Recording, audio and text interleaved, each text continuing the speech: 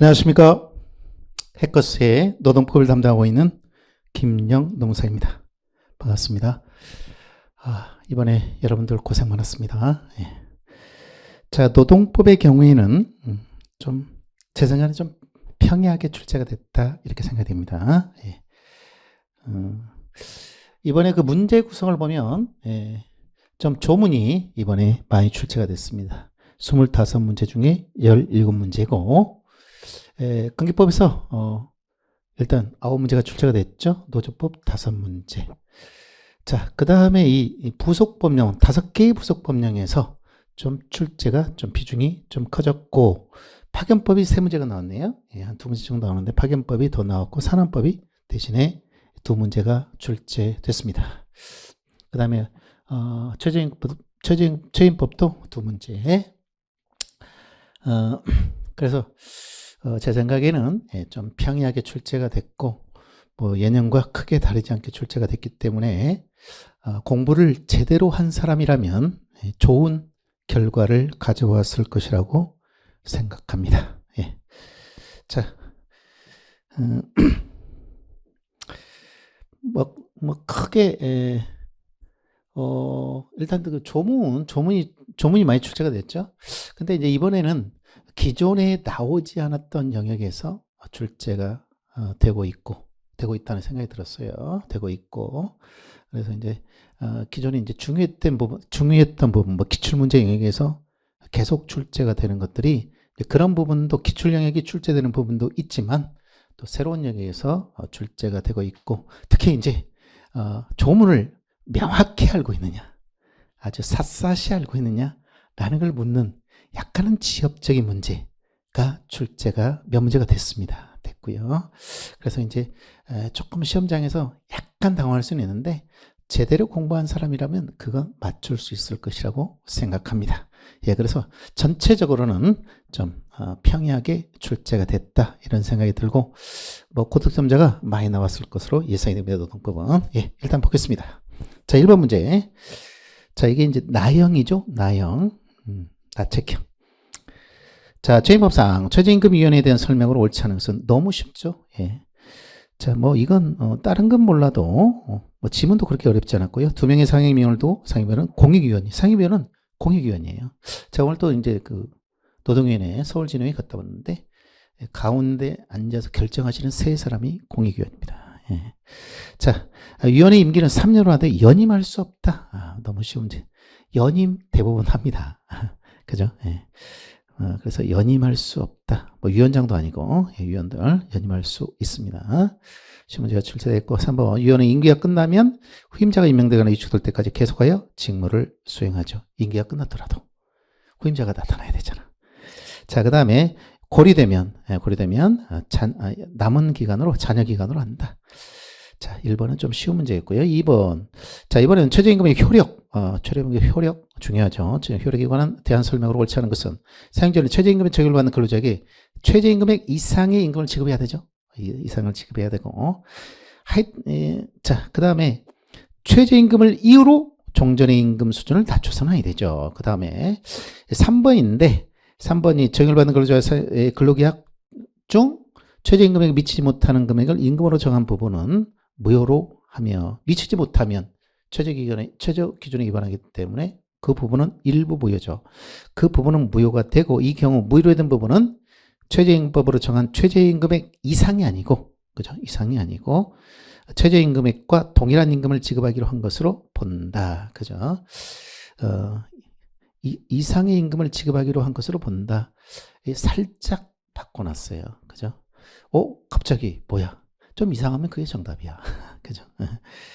그래서 만약 지금 9,860원이죠? 9,860원인데 9,000원으로 정하기로 했다. 9,860원이에요. 시급당. 근데 9,000원으로 계약을 했다. 그러면 이제 9,860원이 되는 것이지, 그 이상 뭐 10,000원이나 이렇게 되는 거 아닙니다. 9,860원. 동일 금액으로 되죠. 예. 그래서 이제 정답은 3번이 틀렸습니다. 그 다음에 4번. 도급으로 사업을 행하는 경우에는 도급인이 책임져야 할 사유로 수급인의 근로자에게 최저임금액에 미치지 못하는 임금을 지급한 경우, 그러니까 도급인이 최저임금 이하로 주면 수급인이 어떻게 최저임금 이상을 줄 수가 있나? 그죠? 예. 자기도 좀 남아야 되고. 그러면 최저임금 미만으로 주라는 얘기잖아. 연대 책임이죠. 그죠? 도급인은 해당 수급인과 연대하여 책임을 진다는 조항. 그죠? 그래서 이제 기존에는 이 최저임법 제6조죠. 6조에 관한 요 조항이 하여튼 계속 출제가 되고 있습니다. 이제 형벌이 어떻게 했냐. 3죠 3년 이하 징역 또는 2천만 원의 벌금. 이런 거 다 출제가 되어 왔죠. 요걸 이번에 살짝 바꿨네요. 좀만 생각해 보면 어렵지는 않습니다. 자, 그래서 최인법에서는 그렇게 어렵게 출제되지는 않았어요. 예. 하여튼간 2번 같은 경우에 이런 거 하여튼간 정확하게 내용을 정확하게 이제 조문을 물어보고 있다. 약간 꼬아가지고 그래서 제대로 명확하게 사고가 명확하게 알고 있느냐 여기 이제 쟁점이 되겠습니다. 3번 기단법이죠. 기단법 법령의 내용으로 옳지 않은 것은 외국에서 수혜받는 박사학위를 소지하고 해당 분야죠. 해당 분야에 종사하는 경우에는 자 기간제 근로자의 기간 제한 2년을 초과하여 사용할 수 있죠. 예외죠. 예. 기단법 제4조의 문제 4조 중요하죠. 그 문제가 출제가 됐습니다. 다음에 고령자의 근로계약을 체결한 경우에는 고령자도 2년 초과해서 사용할 수 있죠. 예외로서. 그 다음에 기간에 정함이 없는 근로계약을 체결하고자 하는 경우에는 자, 여기 동종 유사한 업무에 종사하는 기간직으로 우선적으로 고용하도록 핵심은 노력이죠. 노력해야 한다. 그 다음에 4번. 자, 이 상시 4인 이하의 근로자를 사용하는 국가나 지방자치단체의 기관에 대해서는 적용되지 않는다. 이거 이 국가나 지방자치단체는 모범을 보여야 돼. 그렇기 때문에 우리 이제 그 근로기준법에서도 국가나 지방자치단체, 국가 등은 그 인원수와 상관없이 적용이 되죠. 기단법도 마찬가지입니다. 자, 그래서 기단법도 원칙적으로는 5인 이상 사업장이 적용이 되는데 국가는 근로기준법과 마찬가지로 자, 4인 이하 사업장에도 인원수와 상관없이 1인이다 하더라도 적용이 됩니다. 국가는 모범을 보여야지. 그래서 4번 어렵지 않은 문제입니다. 예. 그다음에 4번. 자, 4번은 기간제에서 그 서면 명시사항이 뭐냐? 기간제 근로자와 계약 시 서면 명시사항. 그래서 요건 자 임금에 관한 사항은 무조건 서면 가장 중요한 건 임금에 관한 사항이에요.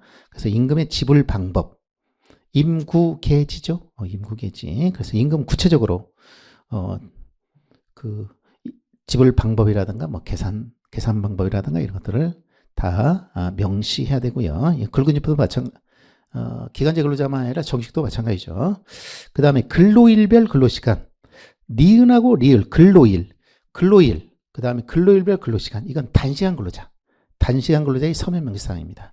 그래서 이건 계속 강조해왔던 건데, 자, 이것은 그냥, 이것만 알면 그냥 쉽게 맞출 수 있는 문제였다. 휴일, 휴가에 관한 사항, 자, 이런 것들도, 자, 기간제 근로자에서는 서면 명시사항이죠. 그래서, 자, 근로일별 근로시간. 단시간 근로자는 뭐 월수금, 그 다음에 뭐 오전 시간만 이런 경우가 많거든. 그래서 어떤 근로일, 그 다음에 그때 근로일에 몇 시간을 하는지, 그죠? 요건 단시간 근로자는 반드시 서면으로 명시해야 됩니다. 그래서 저도 항상 단시간 근로자는 막 박스를 쳐가지고 근로일, 그 다음에 그 근로일에 뭐 9시에서 13시까지, 뭐 아니면 이렇게 뭐, 그죠? 이렇게 오후에 뭐 1시부터 뭐 6시까지. 이런 식으로 이렇게 적고 있어요.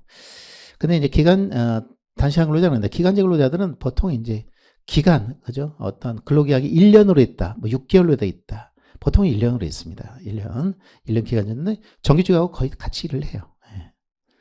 아니면 뭐 거의 시간은 같습니다. 아침 9시에서 저녁 6시까지 월금 뭐 이런 식으로 아니면 월토 이런 식으로 합니다. 자, 뭐 그래서 단시간 근로자만 알고 있으면 쉽게 맞출 수 있는 문제죠. 또 이게 두 개씩만 두 개 기역 디귿 이렇게 돼 있잖아요. 뭐 기역 니을 이렇게 되기 때문에 니은 니을 빼버리면 기역 디귿밖에 없잖아.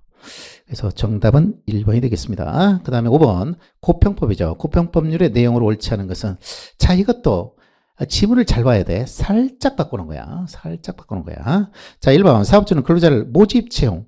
이 고평법은 모집 채용 시에도 그죠, 차별하면 안 돼요. 그죠?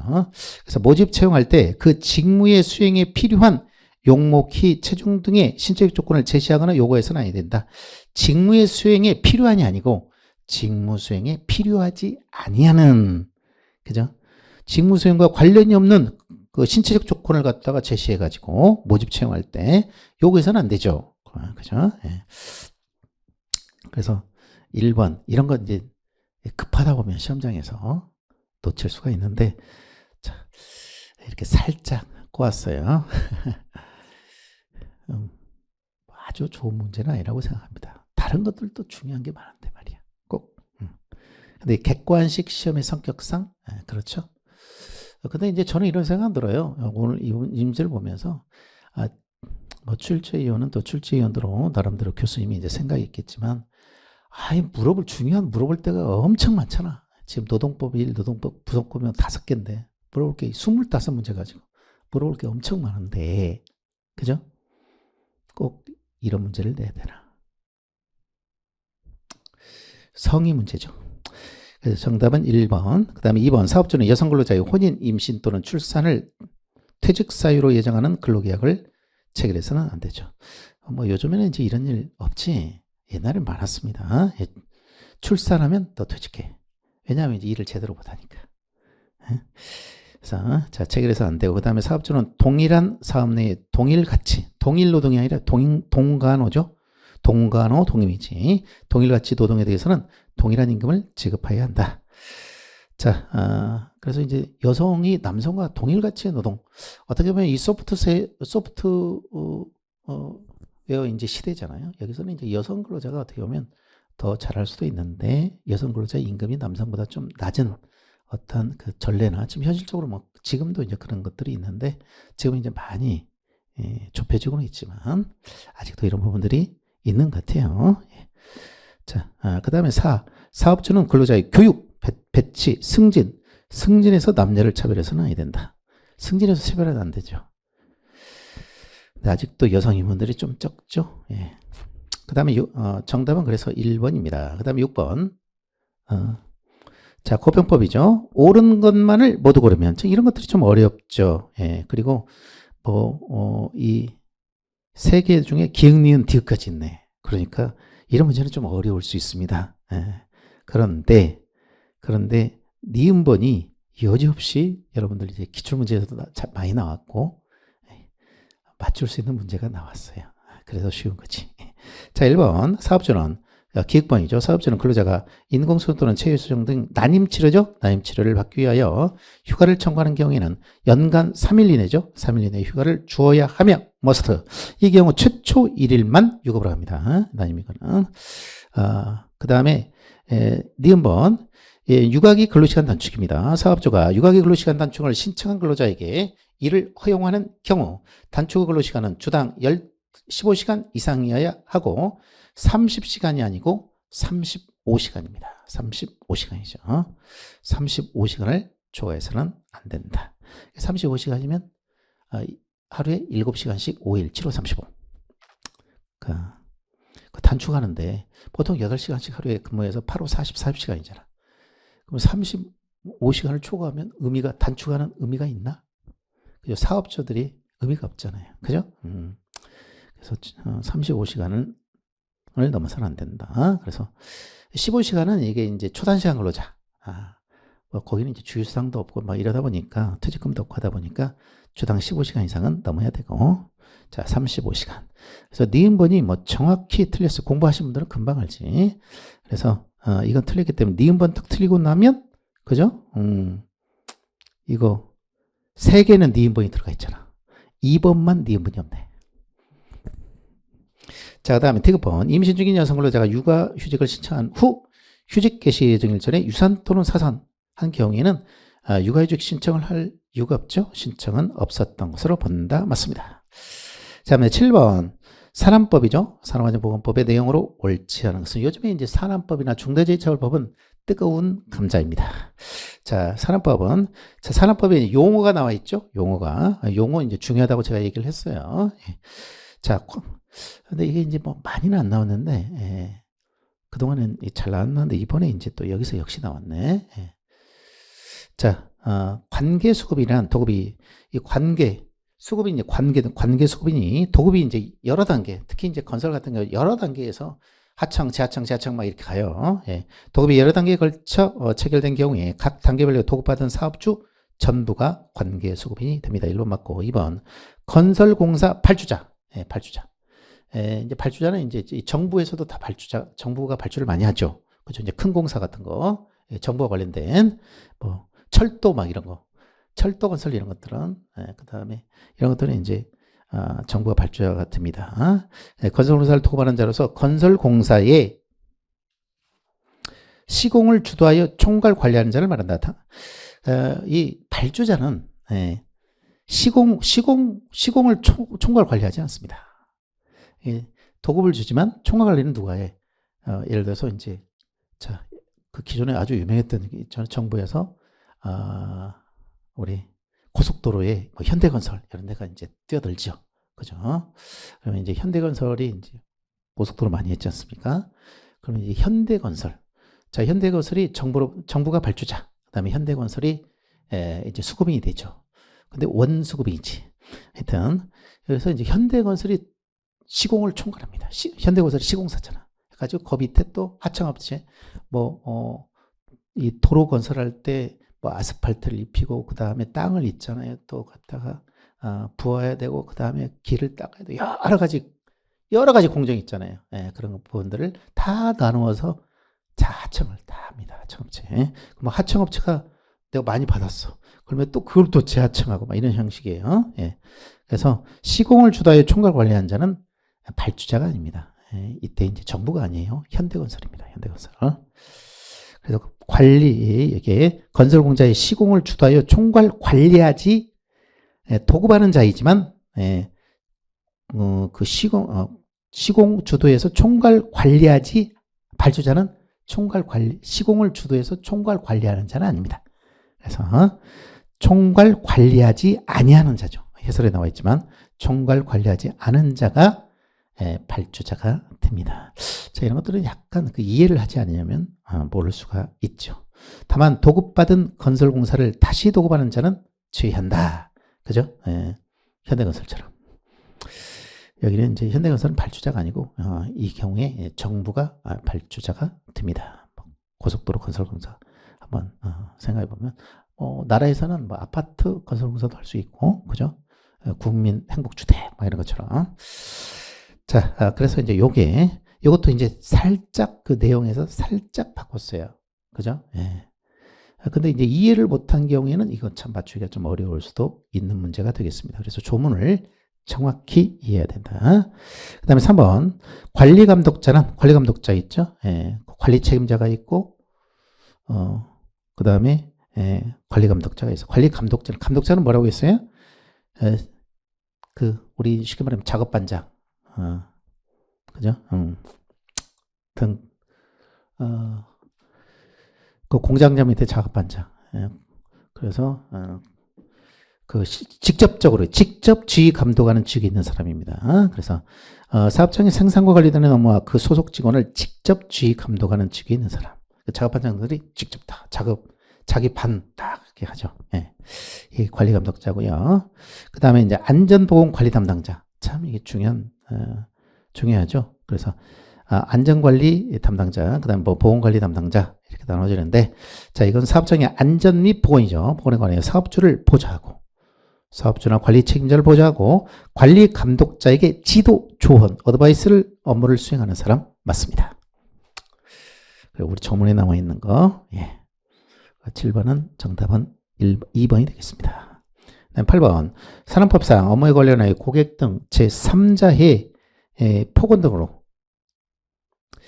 근로자에게 건강장애가 발생하거나 발생할 현저한 우려가 있는 경우 사업주가 취해야 할 필요한 조치를 다음 중에서 모두 고르면. 자, 이거 이제 그 고객 관련 업무. 제일 이제 대표적인 게 뭡니까? 우리 텔레마케팅. 뭐 저희들한테도 뭐 하루에 한 통화 이상씩 막 오지. 텔마케터들이 자, 우리 뭐 보험과 관련해서 막 얘기하고 막 그러잖아요. 그죠? 예, 그러면 그 사람들도 뭐예요? 근로자예요. 근로자고 그 업무를 수행하는데 조금 험한 업무지 어떻게 보면 정신적으로. 그래가지고 그러한 것을 제3자 이 고객들은 뭐지? 고객과 밀착적으로 하는데 이게 또 뭐예요? 안 보여. 예? 예. 그래서 비대면이야 보니까 막 욕하는 술 먹고 막 욕하는 사람 그 다음에 막 자기 마음에 안 든다고 막 소리 지르고 있잖아요. 욕하고 막 폭언. 그래서 이분들이 스트레스가 굉장히 많습니다. 굉장히 많아요. 근데 이 전화를 특히 이제 저는 저 같은 경우 전화 많이 하죠. 고객과 많이 하는데 이 전화하는 게 귀가 되게 아파요. 귀도 안 그분들이 이렇게 뭐 이어폰 끼고 하는데도 힘드실 거야. 근데 이제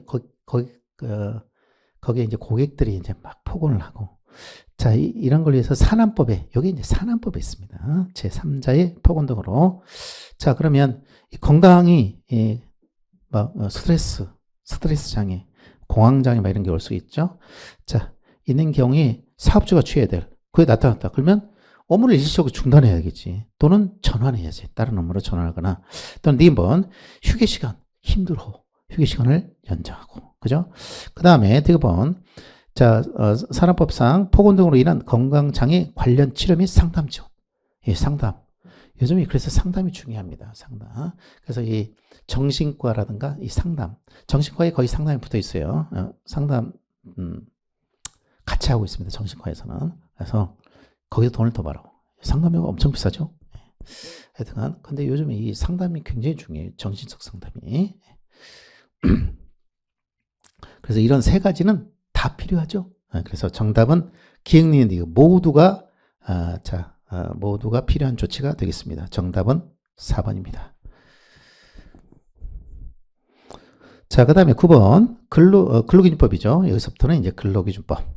근로시간과 휴식 및 여성과 소년에 대한 설명으로 옳지 않은 것은 막 묶어서 내버려서 자 3개월 이내 탄력적 근로시간제. 자 2주 그 다음에 3주 이내 그 다음에 3개월 이내 그 다음에 3개월 초과 6개월 이내 이렇게 세 가지가 크게 있죠. 탄력적 근로시간제 는 15세 이상 연소자나 임부에게는 적용하지 않죠. 맞죠? 1번 맞고. 그다음에 2번 사용자는 임신 중이거나 산후 1년이 지나지 않은 여성과 18세 미만자를 도덕상 또는 보건상 유해 위험한 사업에 사용하지 못하죠. 그 다음에 18세 임산부가 아닌 18세 이상의 여성은 보건상 유해 위험한 사업 또는 어떤 임신 기능이나 출산 기능 중요하죠. 그러한 기능에 유해 위험한 사업에 사용하지 못하죠. 다 맞습니다. 다 뭐 중요한 지문들이고 기출 지문들이 되겠습니다. 그 다음에 4번 사용자는 산후 1년이 지나지 않은 여성에 대해서는 단체벽이 있는 경우 1일에 2시간 1조에 6시간 1년에 150시간을 초과하는 시간의 근로를 시킬 수 있다. 그게 이제 3부에 대한 거지. 3부에 대해서 이렇게 이제 시간의 근로 연장 근로를 할 수 있느냐 단체벽이 있는 경우라도죠. 있는 경우에는 할 수 있는 게 단체벽에 이렇게 초과해서 있는 경우를 하더라도 노사가 합의했다 하더라도 3부에게는 시킬 수 없습니다. 시킬 수 없어요. 이 문제가 나온다고 했는데 단체벽이 있는 경우라도 이거 나온다고 했는데 이번에 나왔네. 지문은 떴지만 이게 이제 정답으로 이렇게 있잖아요. 바꾼 경우에는 잘 그렇게 문제가 많이 나오지는 않습니다. 근데 저희 공무원 시험은 처음이죠. 그래서 단체벽이 있는 경우라 이게 조심하라고 했는데 이 문제가 딱 떠버렸네요. 자, 그 다음에 10번 취업규칙이 취업규칙 약방의 감초죠. 불이익 변경 제일 중요하죠. 94조 1항 단서에 취업규칙의 불이익 변경의 경우에는 근로자 집단의 동의를 받아야 된다고 했고 동의를 받지 않으면 이 취업규칙의 변경은 종전 근로자에게는 무효가 됩니다. 자, 이제 판례 문제죠. 자, 1번 여러 근로자 집단이 하나의 근로조건 체계 내에 있어 비록 취업규칙의 불이익 변경 시점에는 어느 근로자 집단만이 직접적인 불이익을 받더라도 다른 근로자 집단에도 변경된 취업규칙의 적용 예상이 포인트죠.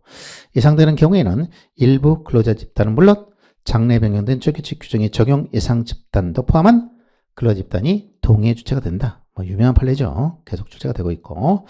다음에 2번 주기칙에 규정된 근로조건의 내용을 근로자에게 불이익하게 변경하는 경우에 근로자 과반수로 구성된 노동조합이 없는 때에는 어떻게 돼요?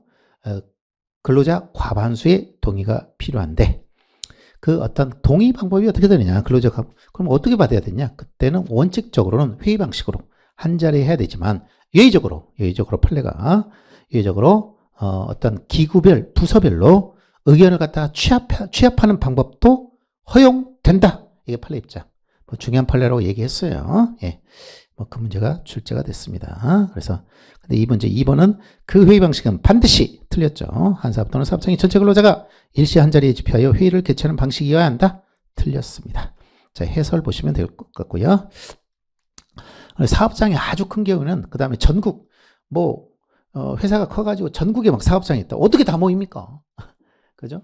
그 사업장별로, 부서별로, 기구별로 해가지고 취합해가지고 자 근로자 과반수의 동의가 있으면 자 이 주기직 불이익 변경은 유효하다. 그죠? 그 다음에 3번 근로자 과반수로 조직된 노동조합이 있는 회사에서 주기직에 근로자에게 불리한 정년제 규정을 신설한다. 이런 정년제 규정 신설 같은 경우는 예를 들어서 기존에 이제 정년이 없었어요. 근데 이제 정년제가 만 60세로 생겼어. 그러면 이제 이거 신설이지만 불이익 변경이 되는 거지. 신설도 불이익 변경으로 보는 거지. 자, 그의 대표적인 얘기가 정년제 신설입니다. 자, 그에 대한 노동조합의 동의를 얻어야 되겠죠.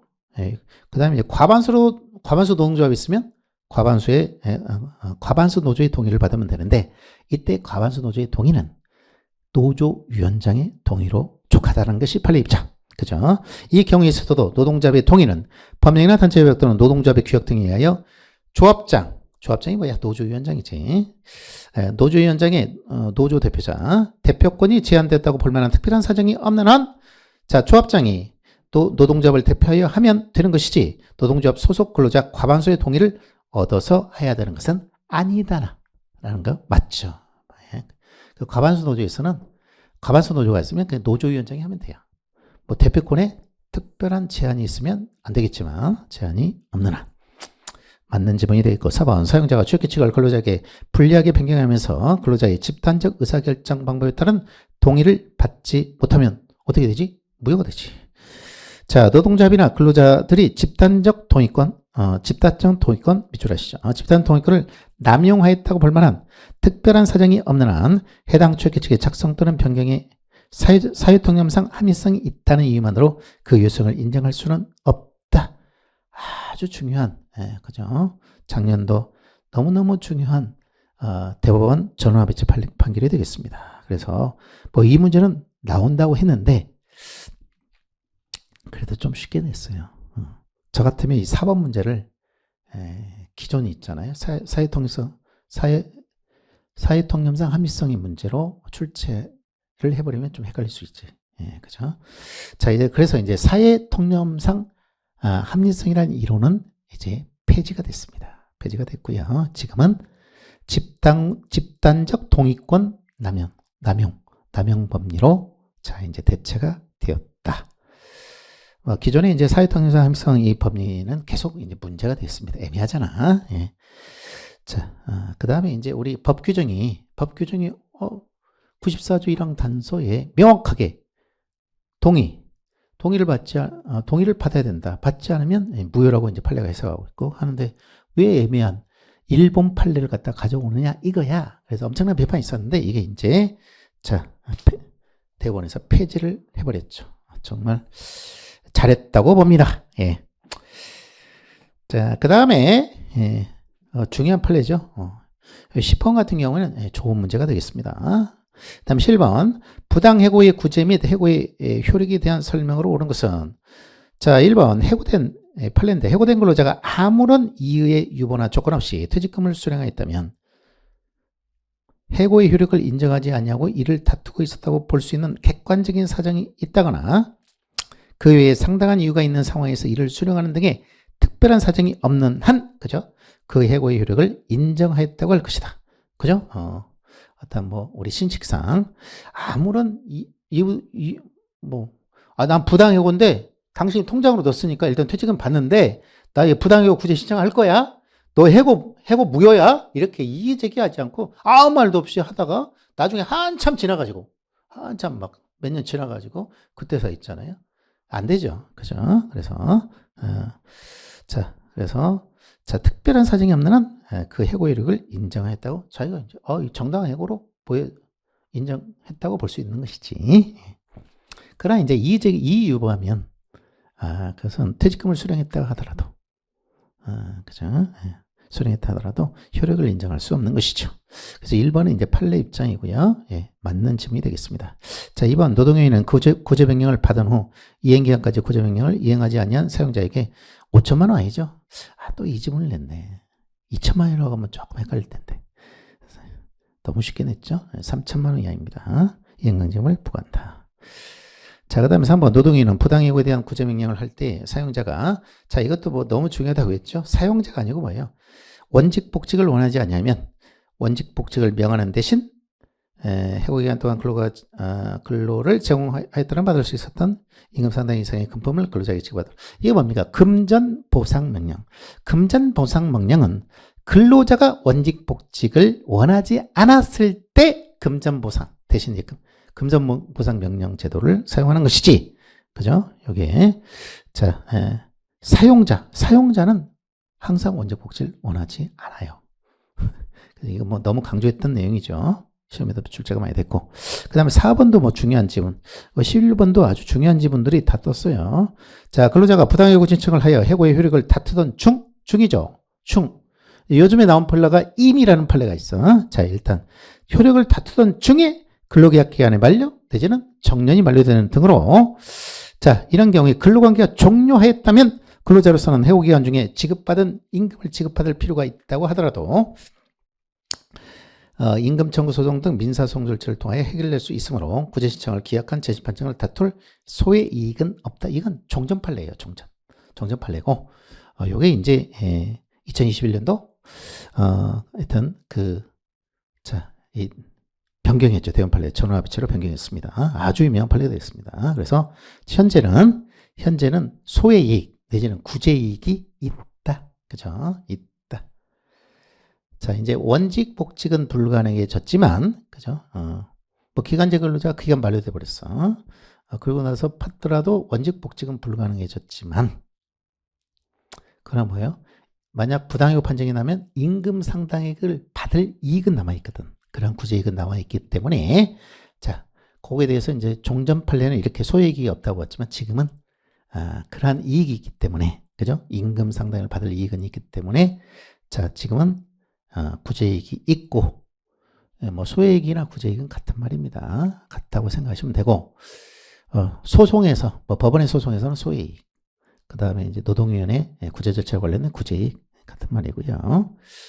소액이 없으면 각하시킵니다. 각하. 그래서 이제 지금은 이제 31조 사항이죠. 자, 요 판례가 있은 다음에 신설됐어요. 신설돼가지고 지금은 뭡니까?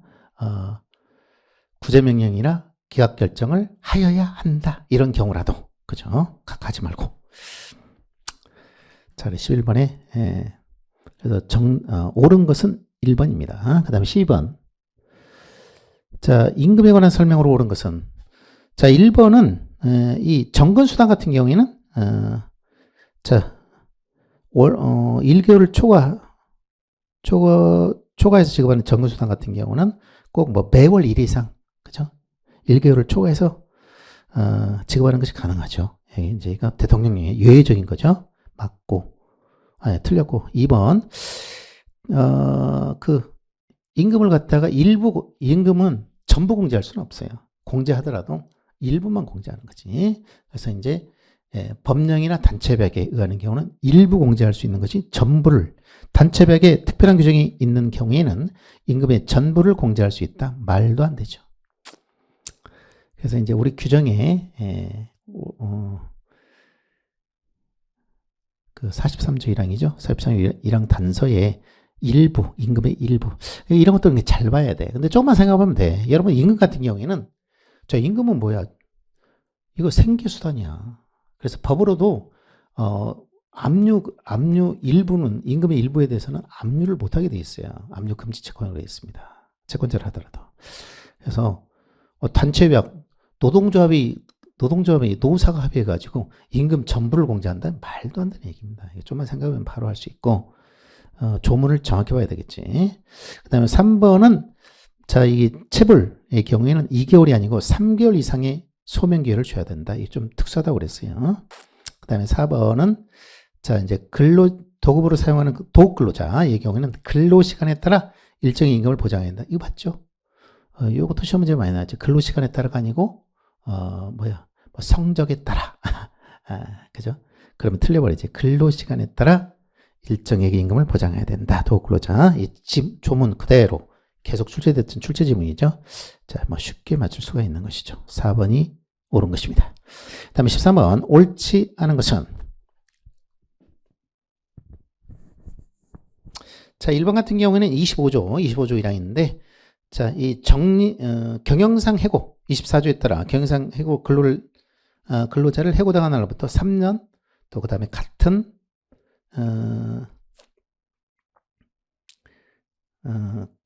어떤 근로자를 채용하려고 한다면 해고 근로자가 반대하는 의사를 표시하거나 고용계약을 체결할 것을 기대하기 어려운 객관적인 사유가 있는 등의 특별한 사정이 있는 경우가 아닌 한, 요건 이제 최근 판례 내용이죠. 판례 내용이 들어갔네. 아닌 한 해고 근로자를 우선 재고용할 의무가 있다. 우선 재고용 의무. 노력이 아니죠. 자, 1번 맞았습니다. 그 다음에 2번. 취업규칙 등의 면직처분과 징계처분이 따로 규정되어 있으면서도 면직처분에 관해서는 일반의 징계처분과 달리 아무런 절차 규정을 두지 않냐고. 보통 면직처분은 절차 규정 잘 안 됩니다. 그 면직 사유가 동일하게 징계 사유로 규정되어 있는 것도 아니라면 징계 사유로도 안 돼 있어. 자, 사용자가 면직 처분을 함에 있어서 일반의 징계 절차를 거쳐야 한다고 할 수 없고, 면직 처분을 할 때는 그러면 이건 징계 사유로도 돼 있다면 모르는데 그것도 안 됐기 때문에 절차가 없으면 시킬 필요 없지. 예, 그죠? 그래서 거쳐야 된다고 할 수 없고, 이는 면직 사유가 실질적으로 징계 사유로 보여지는 경우에도, 실질적으로는 징계 사유로 보여지는 경우에도 달리 해석할 건 아니다. 저희 교재에 제가 이제 우리 징계 파트에서 계속 다뤘던 판례 지문입니다. 맞습니다. 그다음에 3번. 근로자에게 변명의 기회가 부여되지 않더라도 해고가 당연시될 정도란 등의 특별한 사유가 없는 한 징계 해고 사유가 통상 해고 사유에도 해당하여 통상 해고의 방법을 취하더라도 징계 해고에 따른 소정의 절차는 요구된다. 그래서 이게 어떤 해고 사유가 통상 해고 사유면서 징계 해고 사유인 경우, 근데 통상 해고에 있어서는 보통 절차 규정이 없어요. 근데 징계 해고 사유는 보통 절차 규정이 있어. 여기서는 이제 절차 규정이 있었던 거지. 근데 통상 해고는 할 수 있지만 통상 해고 하면서, 그죠? 징계 절차를 거치지 않았어요. 그래서 그럼 절차적 정당성 위반, 징계는 무효가 됐던 사건이죠. 그래서 소정의 절차는 부가적으로 요구된다고 할 것이 없다가 징계 해고 사유로 통상 해고를 한다는 구실로 징계 절차를 생략할 수는 없는 것이다. 자, 이거 다 다뤘던 문제죠. 자, 그다음에 4번. 4번도 아주 중요한 판례라고 얘기했는데, 자, 26조 해고예고죠. 법문에 따라 사용자가 근로자를 해고하면서 30일 전에 예고를 하지 않았을 때 근로자에게 지급하는 해고 예고 수당은 해고가 유효한 경우에 지급되는 돈이고, 틀려버렸죠. 그죠? 이 26조 해고 예고는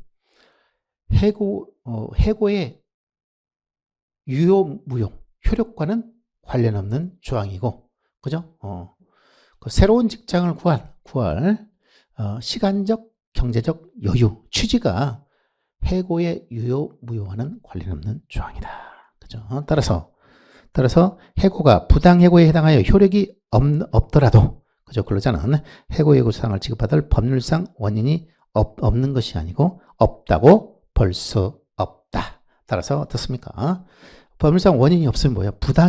부당이득으로서 반환해야 되거든. 그래서 사용자가 이제 부당해고 판정을 받고 이제 해고 예고 수당이 이제 아까운 거야. 그러니까 이걸 부당이득 반환 청구를 했는데 이때 해고 예고 수당을 돌려줄 필요가 없다. 이건 부당이득이 아니다. 그래서 해고가 유효한 경우에 지급되는 돈, 이게 틀렸죠. 그다음에 법률상 원인이 없다고 보아야 한다, 틀렸죠. 자, 중요한 판례고, 계속 설명을 했던 문제가 출제가 됐는데, 좋은 문제입니다. 4번이 틀렸습니다. 다음에 14번. 직장 내 괴롭힘의 금지. 여지없이 나왔어요, 올해도. 자, 뭐 쉽게 나왔죠? 쉽게 나왔고.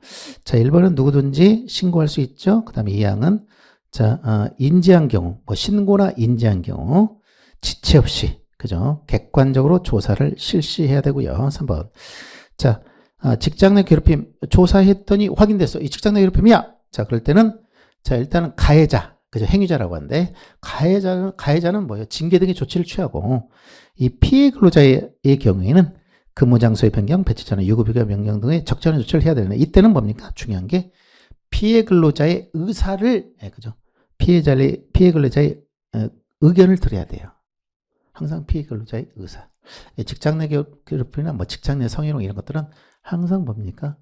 어떤 피해 근로자의 의사를 확인하고, 이런 것들이 굉장히 중요합니다. 오늘 또 노동일에 갔더니 물어보더라고.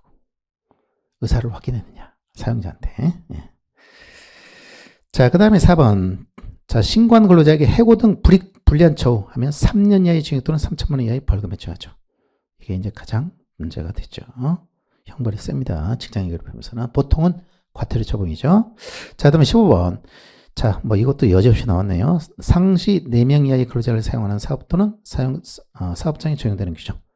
자, 근로기준법은 5인 이상 사업장에 적용되죠. 원칙적으로. 자, 그런데 4인 이하 사업장에는 일부 적용됩니다. 일부. 거기에 이제 뭐 너무 쉽게 나왔어요. 해고 예고 26조. 인간적으로 정당한 해고를 하더라도 30일 전에 예고해야 되고, 예고하지 않으면 30일 이상의 통상임금을 지급해야 된다. 새로운 직장을 구할 한 달 정도의 여유는 주어야 된다. 라는 뜻이지요. 그래서 이게 뭐 정당한 해고든 부당해고든, 그죠? 해고의 예고. 그래서 이것은 4인 이하 사업장에도 인간적으로 4인 이하 사업장에서도 적용을 한다는 것이죠. 그 다음에 이제 4인 이하 사업장에도 주휴수당 우리 55조 1항이 적용됩니다. 자, 그 다음에 법령 주요 1번 법령 주요 등록 개시에서 근로기준법 제14조는 취업규칙이 있기 때문에 뭐예요? 자, 취업규칙은 10인 이상 사업장에 신고 의무가 있죠. 따라서 1에서 13조까지는 적용이 되지만 14조는 적용 안 되고, 그 다음에 뭐 27조 해고의 서면 통지, 23조, 24조, 여기서 23조 2항은 적용이 돼요. 근데 23조 2항을 제외한 23조 1항, 24조, 25조, 26조 적용되고 27조. 자, 이건 적용되지 않습니다. 노동위원회 규정도 적용되지 않습니다. 27조 적용이 안 되고, 그 다음에 연장 야간 및 휴일 근로에 대한 가산임금. 참, 4인 이하 사업장이 안타깝게도 자, 8시간 초과해서 40시간 초과해서 일을 하더라도 50% 가산이 안 돼요. 그래서 이제는 근로기준법이 그 모든 사업장에 4인 이하 사업장이 일부 적용되는 게 좀 바뀌어야 됩니다. 이제는. 자, 그다음에 16번. 근로감독관에 관한 설명을 오는 것은, 자, 이건 뭐 조문이죠. 자, 1번은 뭐냐면 고의묵과 하면은 5년 이하의 징역, 7년 이하의 자격정지하고 3년 이하의 징역 또는 5년 이하의 자격정지고, 2번은 1,000만 원 아니라 500만 원 이하. 그 다음에 3번. 이건 3번은 뭐 거짓 진술 막 이런 거 있잖아요. 이런 것들은 다 과태료예요. 500만 원의 벌금이 아니고 과태료. 4번은 맞죠? 뭐 보고 출석을 하지 않냐거나 거짓된 보고를 한 사용자, 근로자는 자, 500만 원의 과태료를 부과한다. 뭐 이렇게 어렵지는 않았죠. 500만 원의 과태료 규정은 너무 잘 알잖아. 쫙. 16번에 4번이 정답. 그 다음에 17번. 통상임금. 역시 통상임금이 더 출제가 됐습니다. 근데 이 통상임금은 제가 뭐 계속 뭐 9급이든 7급이든 아주 깊이 있게는 아직까지 출제가 안 됐어요. 그냥 기본적인 내용입니다. 이번에도 뭐 기본적인 문제가 출제가 됐습니다. 자, 1번. 자, 1번은, 자, 소정근로의 대가죠. 소정근로의 대가. 그 다음에 정기성, 일률성, 고정성. 소정일고지. 그 다음에 2번. 맞죠? 2번. 자, 이 소정근로 시간을 초과해요. 초과하거나 소정근로 시간 외에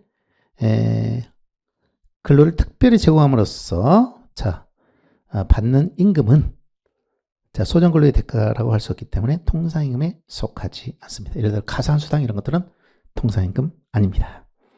그다음에 그래서 뭐 가산수당 같은 경우는 통상임금을 기준으로 하지만 통상임금은 아니에요.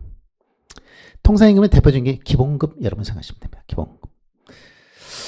자, 그 다음에 어떤 임금이 통상임금에 속하기 위해서는 그것이 일률적으로 지급되는 성질을 갖춰야 되고 일률성이 있어야 되죠. 자, 일률적으로 지급되는 것은 모든 근로자에게 지급되는 것뿐만 아니고 작업 내용이나 기술, 경력 등과 같이 소정근로의 가치평가와 관련된 일조 기조, 그죠? 일조기, 일정한 조건 또는 기준에 따른 모든 근로자에게 지급되는 것도 포함된다. 그 다음에 4번 근로자가 소정근로를 제공하더라도 추가적인 조건, 그죠? 밑줄 추가적인 조건을 충족하여야 지급되는 임금이나 그 조건 충족 여부에 따라 지급액이 변동되는 임금은 통상임금에 해당되지 않습니다. 고정성 달리 고정적으로 해야 되는데 추가적인 조건에 따라서 달라지는 거야.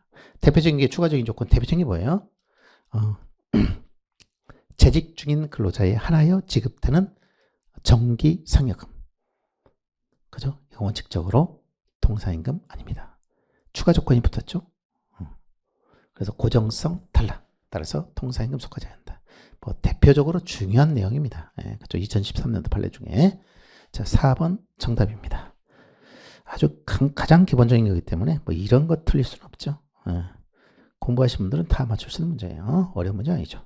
다음 18번 단체 협약의 효력에 대한 설명으로 옳지 않은 것은 단체 협약의 유효기간을 만료로 효력이 상실된 경우에 단체 협약의 채무적 부분이 아니라 규범적 부분입니다. 그래서 자, 유효기간 그 단체 협약이 상실되는 거예요. 유효기간 원래 계약기간이 만료되면 그 계약은 끝나는 거야. 단체 협약도 마찬가지.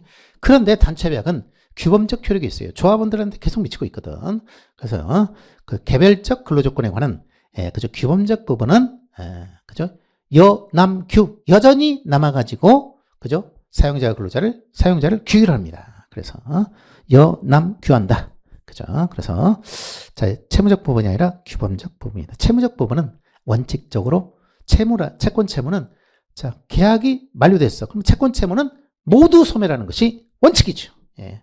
그래서 뭐 이건 공부하신 분들은 다 맞출 수 있는 문제고요. 그래서 옳지 않은 거 바로 잡아내죠. 그래서 그 단체 협약에 적용을 받은 근로자의 개별적 근로대행 그 단체 협약에 적용을 받은 근로자의 개별적 근로계약의 내용에 대해 유효하게 조속한다. 그러지 않습니다.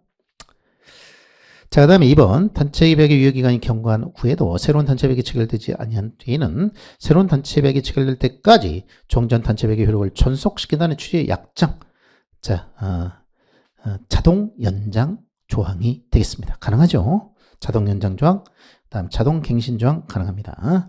그 다음에 3번 근로조건을 불리하게 변경하는 내용의 단체 협약이 현저히 현합결이네 현저히 협의성을 결하여 그래서 이제 단체 협약으로 불이익 변경도 가능해요. 근데 이게 현합결일 경우에는 예외적으로 무효입니다. 현저히 협의성을 결한 거지. 노동조합의 목적을 벗어난 것으로 볼 수 있는 것과 같은 특별한 사정이 없는 한 무효라고 볼 수 없다. 그래서 취업규 측의 불이익 변경은 근로자 집단의 동의가 필요하죠. 근데 이 단체 협약의 불이익 변경은 그죠? 개별적인 동의나 수권이 필요 없습니다. 그냥 노조위원장이 도장 찍으면 사인하면 돼요. 다만 뭐예요? 현합결인 경우에는 아무리 노조위원장도 어떤 그 단체 협약의 효력이 한계죠. 예, 어떤 그래서 현재 협상을 결한 경우, 현합결인 경우에는 무효가 되고 그렇지 않는 한 무효라고 볼 수 없다. 유효하다는 것이죠. 단체 협약의 일반적 구성력으로서 그 적용을 받게 되는 동종의 근로자, 참 다 중요한 판례들입니다. 동종의 근로자라면 당해 단체 협약 규정에 의해 그 협약의 적용이 예상되는 자, 단예자 조자죠. 그죠? 그래서 적용이 예상되는 자를 가리키며 단체 협약 규정에 의해 조합원의 자격이 없는 자는 단체 협약의 적용이 예상된다고 할 수 없어서 적용을 받지 않는다. 단예자 조자. 기억나시죠? 다음에 뭐 이런 거 쉽게 다 맞출 수 있는 거. 19번. 자, 이제 결국 쟁의 정당성 문제가 또 정확히 출제가 됐죠. 정당성에 대한 설명으로 옳은 것은 교섭 창구 단위로 절차에 따라 결정된 대표 노동조합의 쟁의 행위는 그 교섭 대표 노동조합에 소속된, 자, 이렇게, 이건 복수노조잖아. 지금 교창단 절차를 하는 복수노조. 복수노조인 경우에는, 그 절차에 참여한 노조 전체 조합원의 제적 과반수입니다. 그죠? 그래서 그 교섭 대표 노동조합에 소속된 하면 틀려버리죠. 대표 노동조합, 이거 말도 안 되지. 예, 그죠? 살짝 바꾸는 거지. 예. 그래서, 1번 틀렸고, 2번. 자, 쟁행에서 추구되는 목적이 여러 가지, 그중 일부가 정당하지 못해. 일부당한 경우에는 언제나 쟁행의 정당성이 인정되지 않는 것이 아니고, 그죠? 자, 주된 목적, 주진 목적, 주된 목적 내지는 진정한 목적이 부당하면, 그죠? 예. 부당한 경우에, 그때는, 쟁행위가 정당성을 잃지만, 주된 목적이, 부당하지 않는 경우에는, 쟁행위 정당성을 잃지 않죠. 그죠? 그래서 언제나 틀렸네요. 그래서 이제 주된 목적에 의해서 판단하죠. 주된 목적이 부당한 목적이 주된 목적이냐, 아니면 정당한 목적이 주된 목적이냐. 그 다음에 3번. 자, 찬반 투표를 거치지 않은 쟁행위도 원칙적으로 찬반 투표 거치지 않으면 안 되죠. 절다객사가 아닌 한. 기억나십니까? 그래서 절차를 따를 수 없는 객관적인 사정, 절다객사가 아닌 한 정당성이 부정됩니다. 그래서 이제 조합원의 민주적 의사결정이 실적으로 확보된 경우, 자, 이 경우 종전 판례는 이 경우에는 정당성이 있다고 하는데, 자, 이건 종전 판례예요. 지금 현재 판례는, 자, 이건 민주적 의사결정이 실적으로 확보된 경우에도, 그죠? 찬반 투표 거쳐야 돼요. 직빔으로 거쳐야 돼. 거치지 않으면 절차 위반으로서 그죠? 불법 파업이 되는 것입니다. 그 다음에 4번. 주요 방위산업체로 지정된 회사가 사내 하도급 방식으로 사업의 일부를 주요 방위산업체로 지정되지 않은 독립된 사업자인 하수급 업체에 맡겨 방산물자를 생산하는 경우, 그 하수급 업체에 소속된 근로자는 노조법 41조 2항의 쟁행위를 금지하는 주요 방위산업체에 종사하는 근로자에 해당하지 않는다는 게 판례의 입장이다. 우리 책에도 잘 나와 있고, 다 설명을 했습니다. 우리 방산물질 생산하는 것은 이제 그 단체 행동권이 제한되죠. 제한되거나 인정하지 않을 수 있는데, 거기에 이제 하수급 업체, 그죠? 하청업체 직원들이 거기서 일을 하더라도 하청업체 근로자의 단체 행동권은 유지가 됩니다. 그래서 근로자로 볼 수 없는 것이죠. 그 다음에 20번. 자, 노동조합의 관리에 대한 설명으로 옳지 않은 것은 총회에서 임원의 선거와 해임에 관한 사항을 의결할 때는, 자, 2분의 1, 3분의 2 찬성이 있어야 된다. 즉, 특별 결의가 있어야 된다는 건데, 해임은 맞죠? 해임은 맞는데, 임원의 선거는 아니죠. 임원의 선거는 2분의 1, 2분의 1이죠. 자, 이거 조심하라고 했어요. 그래서, 이거 문제 많이 나왔던 문제죠. 쉬운 문제죠. 20번에 1번이 정답입니다. 대의원도 직비무에 의해서 선출되어야 하죠. 간접선거하면 무효가 되고, 이 17조 2항은 강행 규정이 되겠습니다. 3번 행정관청은 노동조합의 결의가 규약이 위반된다고 인정할 경우에는, 이해관계인의 요 경우에는 결의가 규약이 위반된다고 할 때는 이해관계인의 신청이 필요하다. 그죠? 이해관계인의 신청이 있는 경우에는 하나요. 자, 노위의 의결을 얻어가지고 행정관청이 시정을 명할 수 있다. 맞죠? 4번 노동조합의 특정 조합원에 대한 사항을 의결할 때는 그 조합원은 표결 권 없죠. 정답은 1번. 그 다음에 21번. 부당노동행위 관한 판례. 아주, 그죠? 자, 역시 문제가 출제가 됐습니다. 좋은 문제죠. 21번, 1번. 자, 1번 문제는 현대중공업 사건이죠. 실구지결. 제3자인 현대중공업이, 원청이, 자, 실질적이고 구체적으로 지배결정을 결정할 수 있는 지위에 있을 때에는 제3자도 부당노동행위, 지배개입의 부당노동행위 주체가 될 수 있다. 사용자가 될 수 있다라는 아주 중요한 판례 1번이죠. 자, 그 다음에 2번은, 자, 노동조합으로서는 그 자신에 대한 노동조합에 사용자의 부당노동가 있는 경우뿐만 아니라 그 소속 조합원으로 가입한 근로자 또는 그 소속 조합원으로 가입하려고는 근로자에 대해 사용자의 부당노동가 있는 경우에도 이때도 이제 그죠? 노동조합 결국은 자기 식구 조합원 자기 식구가 아니 자식이 어떤 권리체를 받으면 그죠? 이제 가족이 이제 전체가 문제가 될 수 있잖아. 하여튼간 얘가 적절한가? 하여튼간 이제 노동조합의 경우에는 노동조합과 근로자 조합원 개인 조합원 개인에 대해서 어떤 그 부당노동이 있는 경우에 노동조합도 침해, 그죠? 노동조합의 권리가 침해당할 수 있죠. 결국 이제 조합원에 대해서 야, 너희 조합 들어가지 마. 뭐 이렇게 부당노동이 조합 안 들어가는 걸로 해가지고 뭐 그죠? 뭐 다른 거 돈 주고 자 이런 것도 부당노동 결국 뭐예요? 그러면은 노조의 단결력이 약화되고 노조가 이제 무너지는 거지. 노조가 약화되는 거지. 그 노조가 침해받는 거죠. 따라서 당연히 침해당할 수 있으면 그 경우에도 자신의 명의로 그죠? 노동조합 명의로 부당노동에 대한 구제 신청할 수 있죠. 그죠? 부당노동의 분호 구제 신청을 할 수 있고 물론 조합원 개인은 당연히 할 수가 있습니다. 다음 3번 사용자가 한 발언의 내용 그것이 행해진 상황과 시점 그것이 노동조합의 운영이나 활동에 미치거나 미칠 수 있는 영향 등을 종합하여 노동조합의 조직이나 운영 및 활동을 지배하거나 이에 개입하는 의사가 인정되는 경우에는 근로자가 노동조합을 조직 또는 운영한 것을 지배하거나 이에 개입하는 행위로서 지배개입 부당노동행위가 성립하지만 여기까지는 맞아. 그 지배개입으로서 부당노동행위가 성립하기 위해서는 반드시 근로자의 단결권 침해라는 결과의 발생까지 요구된다. 뭐 여기서 가장 문제가 많이 나온다고 얘기했어요. 요게 이 지문이 단결권 침해라는 결과 발생을 요구하지 않습니다. 그렇죠. 그래서 뭐 이거 쉽게 답은 아주 기출문제 풀어보면 바로 맞출 수 있는 가장 많이 나왔던 지문입니다. 단결권의 침해를 요구하지 않는다. 이건 쉬운 문제죠.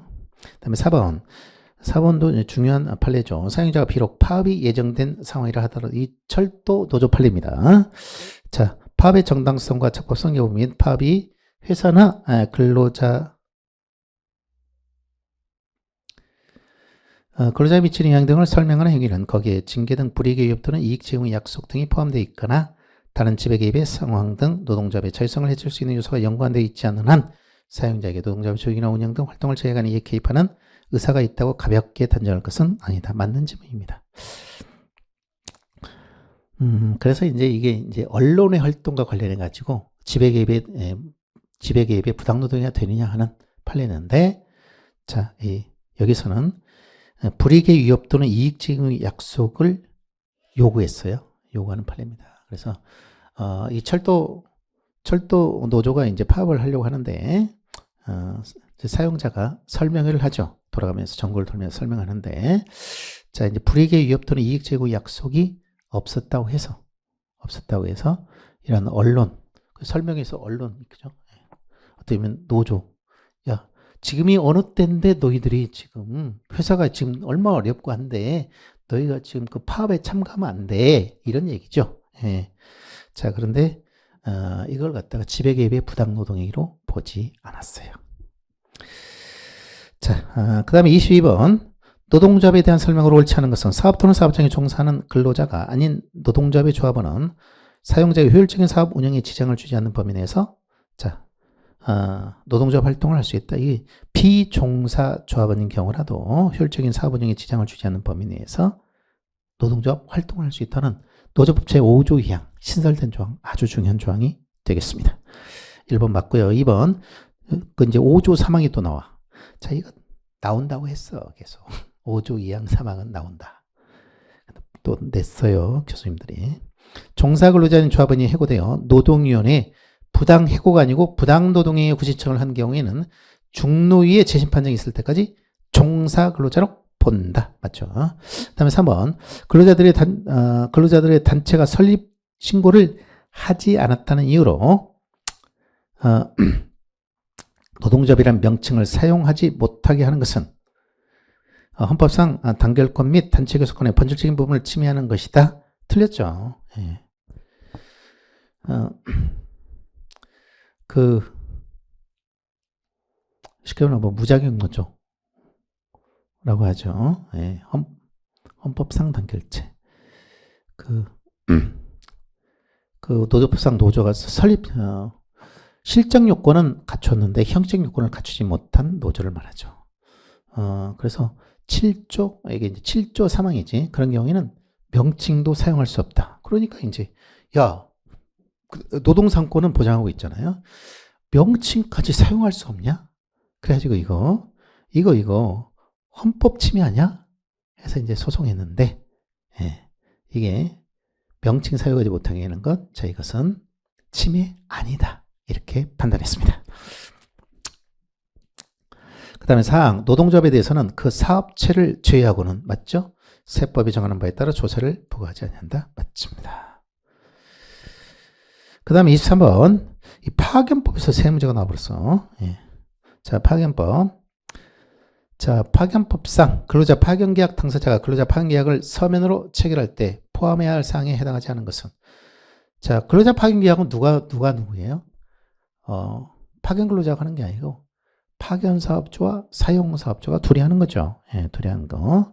거기에서 이제 서면으로 체결해야 될 포함해야 될 사항이 해당하지 않는 거. 파견 근로자 보호해야 되잖아. 그러니까 그 파견 근로계약에 이게 이제 두 사업주가, 사용 사업주, 파견 사업주가 둘이 파견 근로자가 종사할 업무의 내용을 서면으로 해놔야겠지. 그래야 나중에 사용 사업주가 이 업무의 내용을 갖다가 막 넘어서가지고, 그죠? 그런 일이 없겠지. 그 다음 파견 근로자가 받을 임금, 요건 좀만 생각하면 아주 그 파견법의 제3자 관계잖아. 예, 그래서 이건 뭐 임금에 관련된 것은 그건 논의할 필요가 없어요. 임금은 누가 주죠? 파견 사업주와 계약이, 파견 근로자는 파견 사업주하고 계약이 돼 있어요. 고용계약에. 그 임금에 관한 사항은 다 파견 사업주가 사용자가 됩니다. 그래서 파견 사업주가. 그래서 파견 사업주가 임금제예요. 그러면 임금 어떻게 줄까? 파견해가지고, 자, 사용 사업주한테 돈을 받아가지고, 거기다가 또 수수료도 좀 더 받아. 임금이나 이런 거 다 받고 또 수수료 추가로 받아가지고, 수수료는 자기가 먹고, 나머지, 왜냐면 자기도 좀 뭐 일을 계속 해야 되니까, 사람도 모집하고 또 파견하고 또 뭐 리스크도 있는 거 다 자기가 받아야 되고, 그러니까. 그래서 임금에 관한 건 당연히 여기에 내용이 들어갈 필요가 없습니다. 예. 뭐 쉬운 문제예요. 그 다음에 휴일 휴가에 관한 사항.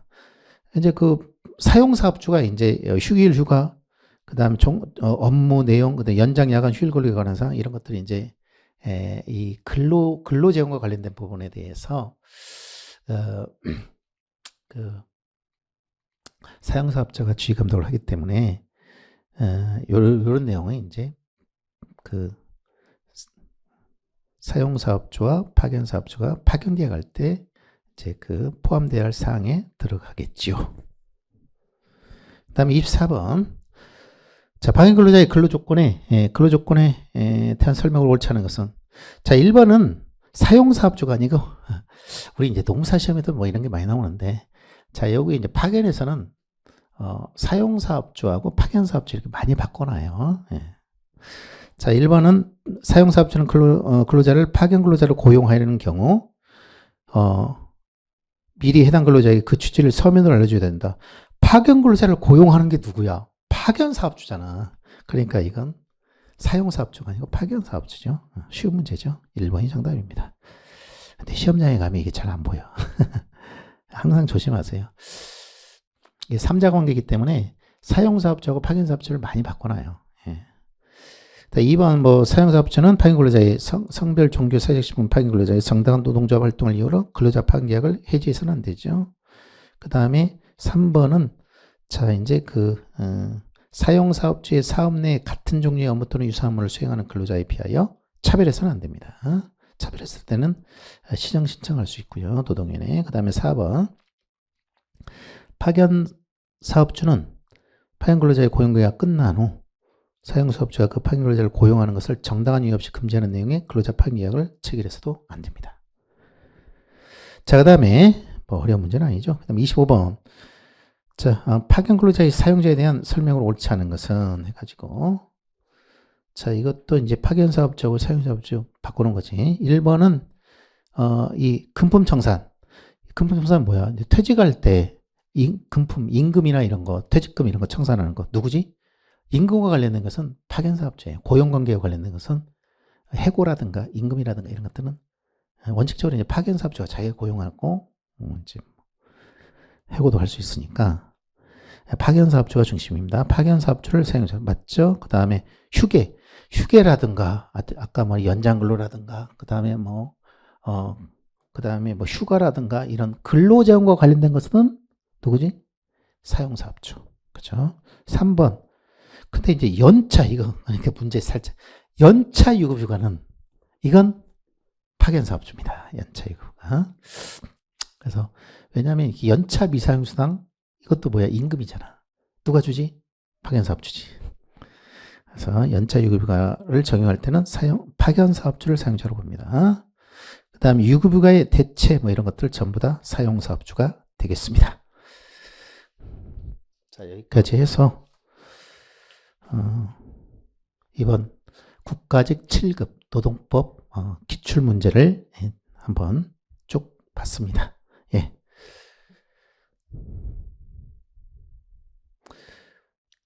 여러분들 뭐 공부하면 그 노동법을 아주 기본적으로 잘 공부하면 7급 문제이지만 올해는 이 문제는 뭐 여러분들 좋은 성적을 거둘 수 있는 그런 문제였다. 평이하게 출제됐다. 이렇게 생각이 됩니다.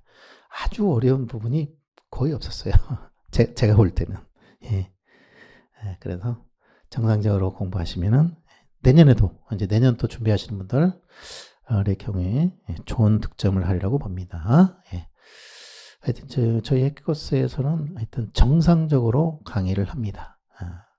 탄탄하게 강의를 하기 때문에 저희 해커스 강의를 따라오시면 뭐 이 정도는 좀 어렵지 않게 고득점을 할 수 있고 또 여러분들이 근로감독 강의나 7급에 합격할 수 있다고 생각이 됩니다. 여러분들 일단 항상 건강하시고 예. 자, 여러분들 생각하시는 모든 목표가 달성되기를 바라겠습니다. 여러분 감사합니다.